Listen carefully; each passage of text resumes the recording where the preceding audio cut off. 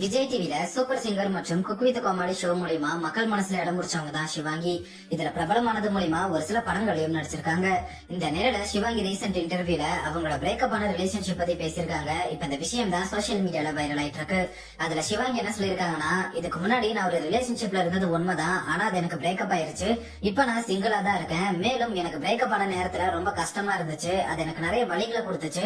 அதே மாதிரி இந்த பிரேக்கப் எனக்கு மன வலிமையை கொடுத்துச்சு. பிரேக்கப்க்கு அப்புறம் தான் என்ன நானே அதிகமா கேர் பண்ணிக்க தொடங்கினேன். மேலும் பெண்கள்னால ஒரே நேரத்துல நிறைய வேலைகளை செய்ய முடியும், ஆனா ஆண்கள்னால ஒரே நேரத்துல நிறைய வேலைகளை செய்ய முடியாது.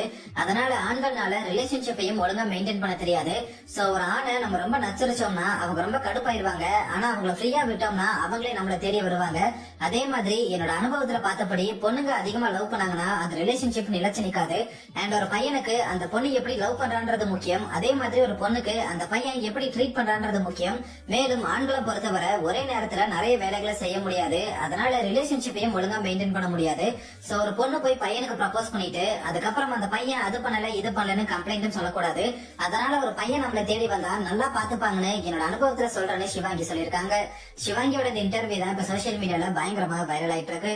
சிவாங்கி அந்த இன்டர்வியூல அவங்க ரிலேஷன்ஷிப்ல இருந்த நபர் யாரும் சொல்லியிருக்க மாட்டாங்க. ஆனா சோசியல் மீடியால ஒரு சிலர் என்ன சொல்றாங்கன்னா, சிவாங்கி இதுல குக் வித் கோமாளி அஸ்வினா தான் சொல்லியிருக்க வாய்ப்பு இருக்குன்னு சொல்லிட்டு வராங்க.